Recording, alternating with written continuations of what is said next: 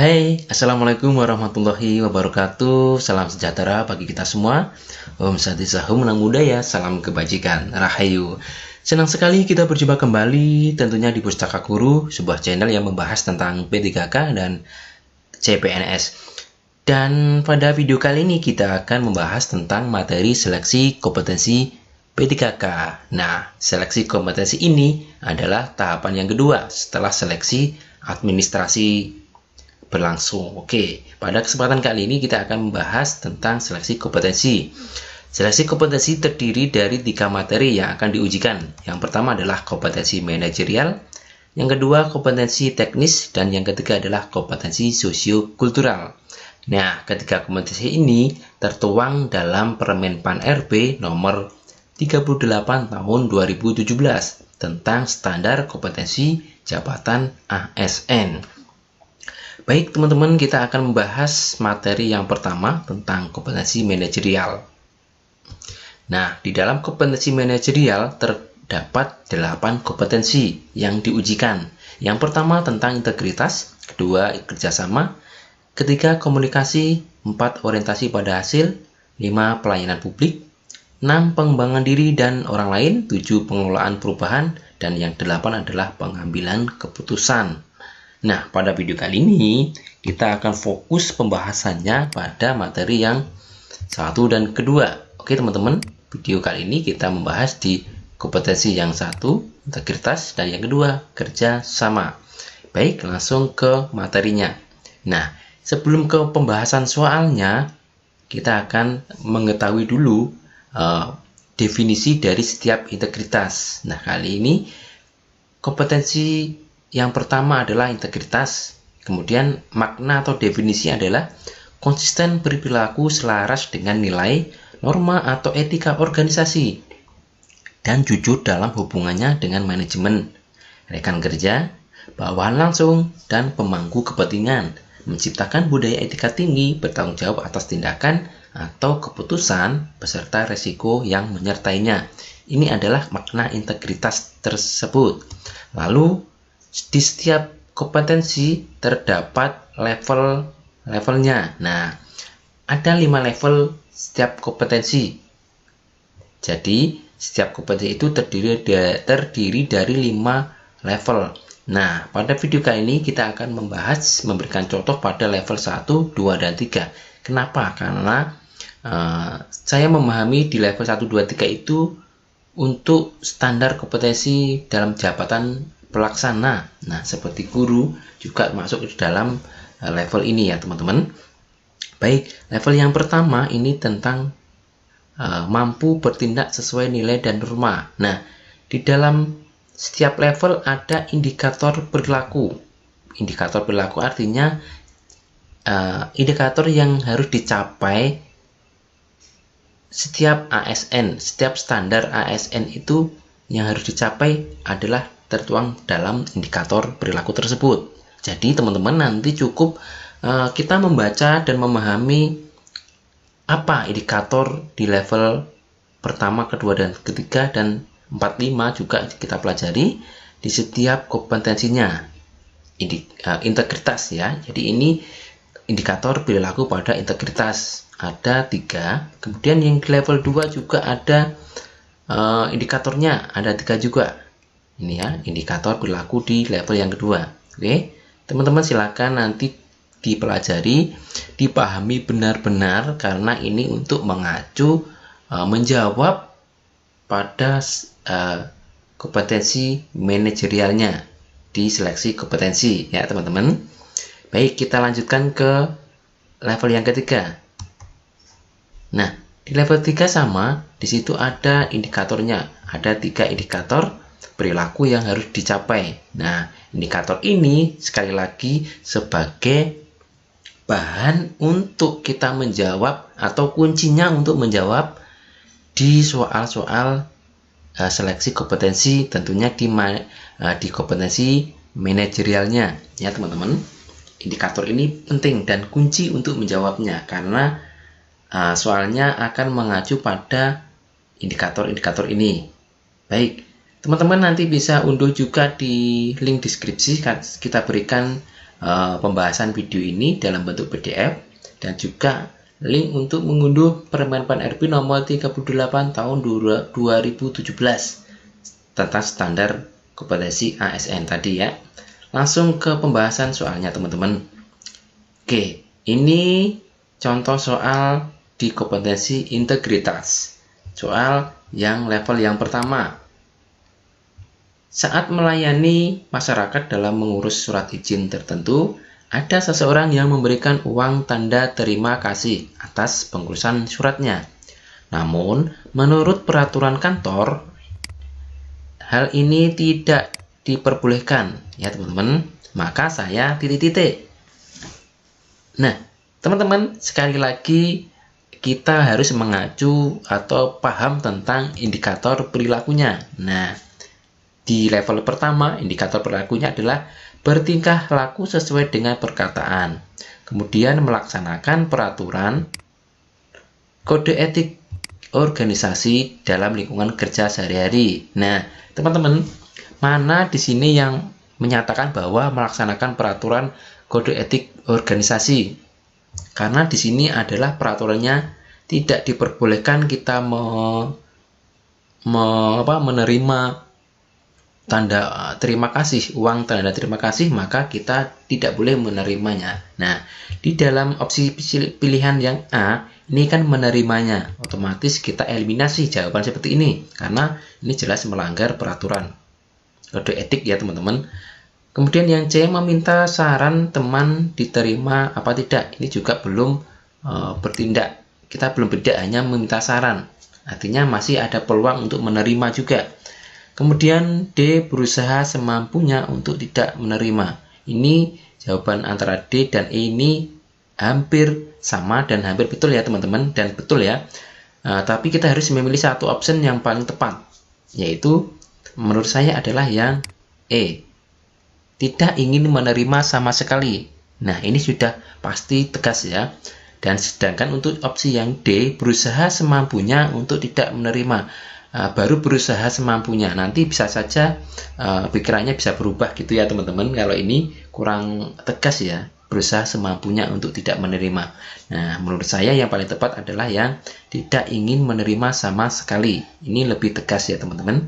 Baik, sekali lagi, indikator ini adalah indikator perilaku yang harus dicapai dan kita sebagai acuan untuk menjawab soal-soalnya. Kita lanjutkan untuk soal yang kedua. Masih sama di level yang pertama tentang integritas. Saya ditugaskan pimpinan untuk menjadi notulen dalam merapat Badan Pertimbangan Jabatan dan Kepangkatan. Respon saya adalah titik-titik. A, berusaha menghindari rekan yang bertanya hasil keputusan. B, tidak akan membocorkan hasil keputusan rapat karena bukan wewenang saya. C, memberitahu ke rekan kerja tapi menyuruh jangan menyebarkannya. D, berusaha diam dan akan menjawab jika ditanya. E, pura-pura tidak tahu jika ditanya. Nah, kita pilih opsi jawaban yang benar-benar mengacu pada indikator perilakunya. Di sini jelas bertingkah laku sesuai dengan perkataan. Jadi, yang kedua adalah melaksanakan peraturan dan kode etik. Nah, kita mengacu lagi yang kedua ini. Melaksanakan peraturan dan kode etik organisasi. Oke, sekali lagi kita mengacu pada indikatornya. Bisa saja di indikator yang ini bertingkah laku sesuai dengan perkataan. Nah, di dalam kode etik organisasi kita di sini kan bukan pimpinan, artinya kita sebagai staff hanya menjadi notulen untuk membahas tentang rapat Badan Pertimbangan Jabatan. Tentunya ini adalah sebuah rahasia dan bukan wewenang kita untuk menjawabnya. Maka jawaban yang paling tepat adalah yang B teman-teman. Tidak akan membocorkan hasil keputusan karena bukan wewenang saya. Ini ya, secara menurut indikator perilakunya adalah melaksanakan peraturan kode etik organisasi. Ya, sekali lagi itu acuan kita. Kenapa tidak A? A, berusaha menghindari. Nah, ini baru berusaha menghindari. Bisa saja nanti ketika ketemu dengan rekan kerja akan memberitahukan, ya kan? Ini kita eliminasi. Kemudian yang C, memberikan tahu ke rekan kerja, tapi suruh jangan menyebarkannya. Ini sama, sudah membocorkan. Kemudian yang D, berusaha diam dan akan menjawab jika ditanya. Nah, ini sama, masih akan menjawabnya. Kemudian E, pura-pura tidak tahu. Ini kita kurang tegas ya untuk menjawab opsi yang ini. Oke, ini yang level yang kedua, level yang pertama masih di integritas. Kita lanjutkan untuk soal yang berikutnya. Kita ke level yang kedua, masih di integritas. Sebagian rekan kerja pulang 15 menit lebih awal dari jadwal yang seharusnya. Maka sikap Anda adalah titik-titik. A, mentoleransi sebab baru kali ini mereka melakukan. B, mencoba ikut pulang karena tidak enak sama sekali. C, mengingatkan dan menegur rekan kerja yang pulang awal. D, menegur dan melaporkan pada atasan. Kemudian E, menanyakan kepadanya mengapa dia melakukan hal tersebut. Nah, sekali lagi kita harus mengacu pada indikator perilaku di level yang kedua ini level kedua. Ya, di sini dijelaskan bahwa mengingatkan rekan kerja untuk bertindak sesuai dengan nilai dan norma etika organisasi. Nah, jelas sekali ya teman-teman. Di sini mengingatkan rekan kerja untuk bertindak sesuai dengan nilai dan norma. Maka jawaban yang tepat tentu adalah yang C. Mengingatkan dan menegur rekan kerja yang pulang awal. Jadi kita mengingatkan dan juga menegur agar tidak melakukan hal yang bertindak tidak sesuai dengan normanya atau aturannya.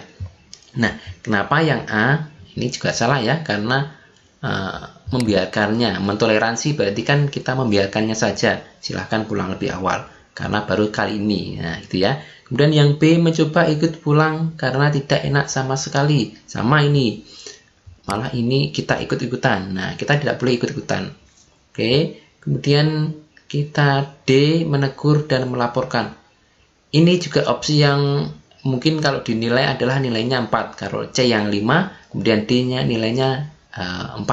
Di sini sudah betul menegur, tapi kita tidak perlu melaporkan kepada atasan ya teman-teman, karena hal seperti ini kita harus juga dengan teman, kita harus terlebih dahulu mengingatkan karena porsi kita adalah mengingatkan, dan jangan ikut-ikutan untuk pulang lebih awal ini ya.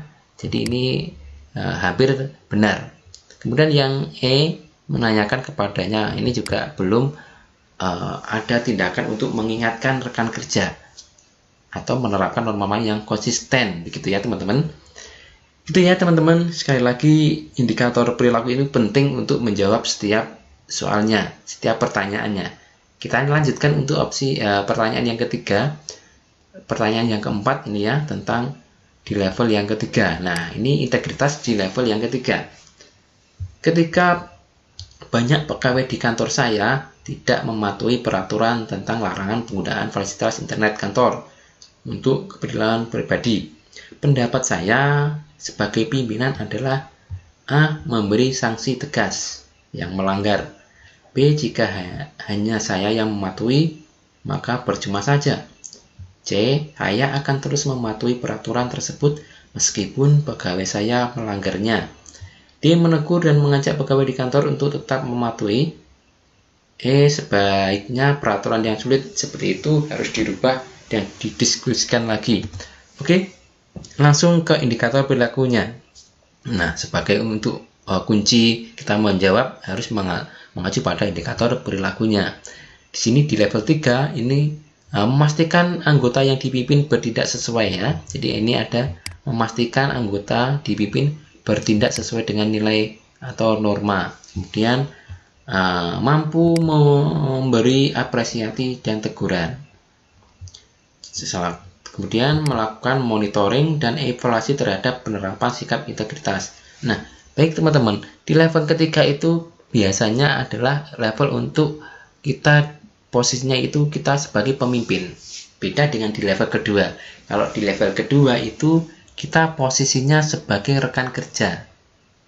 Kalau di level 1 baru kita posisinya di pelaksananya. Jadi level 1 pelaksana, kemudian level kedua adalah kita di sudut pandang rekan kerja, kemudian yang ketiga ini kita di sudut pandang sebagai pemimpin.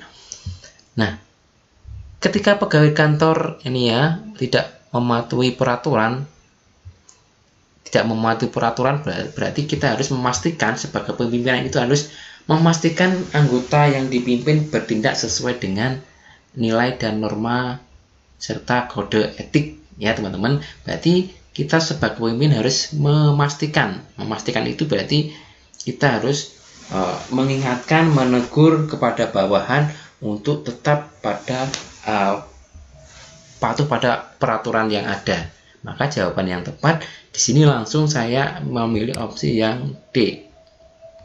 Menegur dan mengajak pegawai di kantornya untuk tetap turut mematuhinya. Nah, kenapa di A kita tidak memilih? Karena memberi sanksi tegas itu kepada yang melanggar. Ini bukan tupoksi kita ya teman-teman.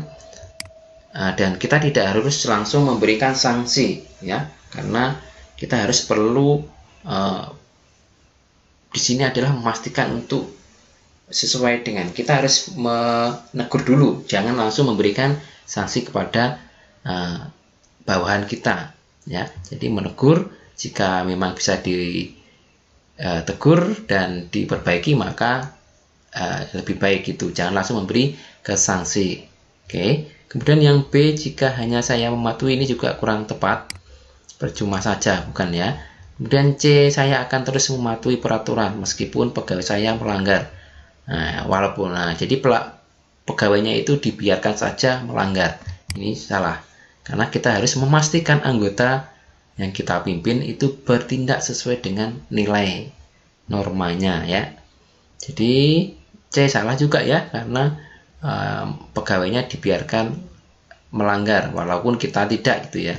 Kemudian yang E kita salahkan karena di sini juga tidak ada yang memastikan, karena ini mau merubah peraturan, tidak boleh ya. Kita lanjutkan untuk soal yang berikutnya. Ini di level yang pertama tetapi untuk kompetensi kerjasamanya. Nah, ketika sedang rapat sekolah, tim pengembang kurikulum memberikan tugas yang tidak terlalu dikuasai. Sebaiknya saya A. melakukan dengan sangat terpaksa, B. menolak karena bukan keahlian saya, C. mengalihkan tugas ke rekan lain yang dirasa mampu, D. menerima keputusan atasan dan melaksanakan penuh tanggung jawab, E. menerima keputusan dan meminta rekan kerja membantu tugasnya. Baik, sekali lagi indikator adalah kunci dalam menjawab soalnya.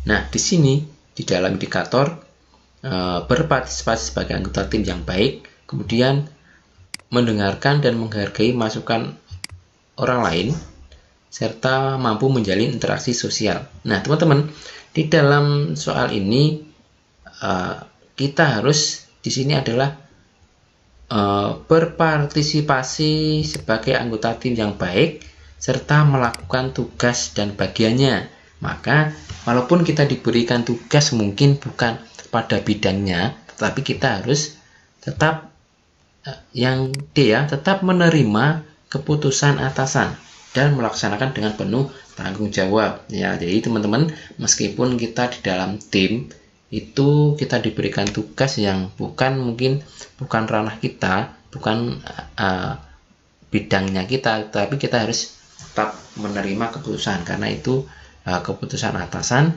keputusan rapat ya, rapat tim pengembang. Jadi kita harus menerimanya dan harus melaksanakan dengan penuh tanggung jawab, bukan karena terpaksa. Ini salah, karena terpaksa. Kemudian yang B, menolak, ini juga tidak boleh. Kemudian yang C, mengalihkan tugas, ini kita tidak bertanggung jawab karena mengalihkan tugas ke rekan lain. E, menerima keputusan dan meminta rekan kerja membantu. Nah, yang ini hampir betul juga ya, tapi di sini tidak ada tanggung jawab yang penuh karena meminta rekan kerja membantu tugasnya ya. Karena teman rekan kerja juga punya tugas masing-masing, jadi kita salahkan ya. Dan yang jawaban yang menurut saya benar adalah yang D. menerima keputusan atasan dan melaksanakan dengan penuh tanggung jawab. Ini di level 1. Kita coba untuk soal yang level 2. Di kompetensi kerjasama. Saat sedang dikejar deadline ya, untuk mengumpulkan LPJ, seorang rekan kerja tim jatuh sakit dan tidak bisa menyelesaikan pekerjaannya. Yang harus saya lakukan adalah titik-titik. Nih ya, jadi level 2 itu kita posisinya sebagai rekan kerja ya. A. Menunda pekerjaan sampai teman saya sembuh. B. Meminta pengunduran deadline kepada yang berpihak. C. Mengajak anggota lain berkonsultasi ke atasan. D. Menyuruh teman lainnya mengerjakan. E. Menyelesaikan tugasnya sampai selesai bersama rekan lainnya. Sekali lagi, kita mengacu pada indikator perilakunya. Membantu orang lain dalam menyelesaikan. Nah, di sini jelas membantu orang lain dalam menyelesaikan tugasnya untuk mendukung sasaran tim ya, teman-teman. Jadi di level yang kedua ini untuk opsi pilihannya yang paling tepat adalah yang ada membantu orang lain menyelesaikan. Nah, jadi ada indikasi untuk membantu teman kita menyelesaikan tugas-tugasnya. Karena apa? Karena teman kita sakit dan kemudian juga ada dikejar deadline. Ya, teman kita sakit dan dikejar deadline. Maka pilihan opsi A, menunda pekerjaan sampai teman saya sembuh, jelas kurang tepat. Karena apa? Karena di sini sudah dikejar deadline dan menunda adalah sikap yang kurang tepat. Kemudian meminta pengunduran deadline. Ini tentu mungkin deadline sudah ditentukan. Kita tidak bisa untuk meminta waktu deadline-nya diundurkan.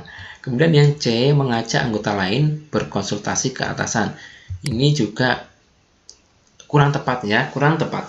Kemudian yang D, menyuruh teman lain mengerjakannya. Ini sama sekali bukan tindakan kita ya. Jadi kita menyuruh teman yang lain untuk mengerjakan, kurang ya. Jadi yang paling tepat yang E ya, menyelesaikan tugasnya sampai selesai bersama rekan lainnya. Jadi kita menyelesaikan bersama-sama gitu ya teman-teman. Karena apa? Karena teman rekan kerja kita sakit dan harus dikejar deadline.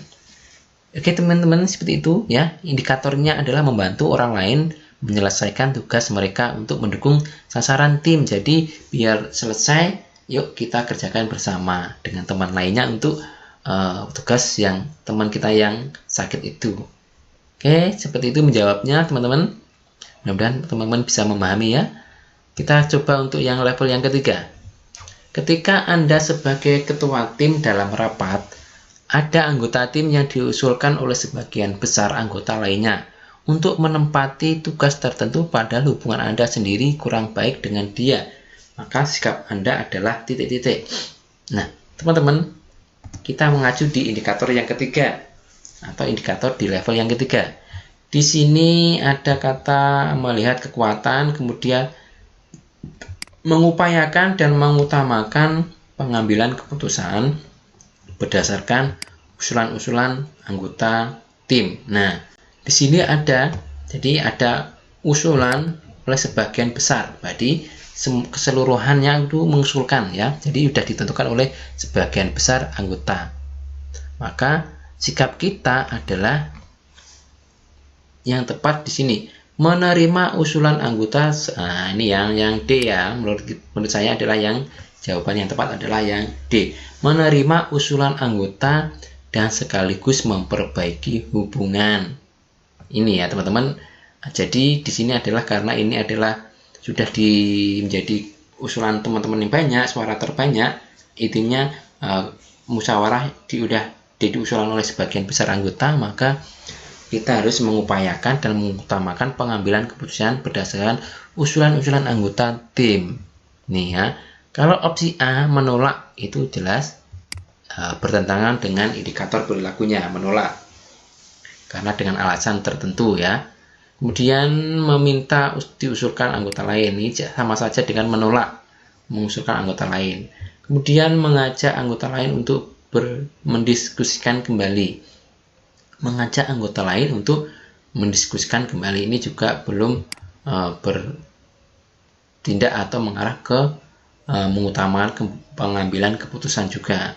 Kemudian yang E salah karena menerima dengan syarat agar bekerja di tempat di ruangan berbeda. Ini menerima tapi dengan syarat tertentu juga kurang tepat. Nah, yang paling tepat adalah yang D. Seperti itu teman-teman, dalam menjawab soal di seleksi kompetensi, kita sekali lagi kita mengacu pada setiap indikator perilakunya, ya. Dan indikator ini sudah dijelaskan, sudah menjadi kunci dan rumusan untuk standar kompetensi ASN. Demikian sahabat Pustaka Guru, pembahasan pada video kali ini mengenai kompetensi manajerial pada bidang kompetensi integritas dan kerjasama. Dan video selanjutnya akan kita bahas kembali masih di kompetensi manajerial, yaitu pada bidang komunikasi dan orientasi pada hasil. Mudah-mudahan video ini bermanfaat dan jangan lupa tetap jaga protokol kesehatan agar teman-teman selalu sehat dan dapat fokus belajar pada materi kompetensi ini. Dukung terus dan support terus dengan cara klik subscribe dan nyalakan juga loncengnya agar sahabat semuanya mendapat notifikasi jika kami mengunggah video terbaru dari kami. Demikian kurang lebihnya mohon maaf, kita bertemu kembali di lain kesempatan. Wassalamualaikum warahmatullahi wabarakatuh.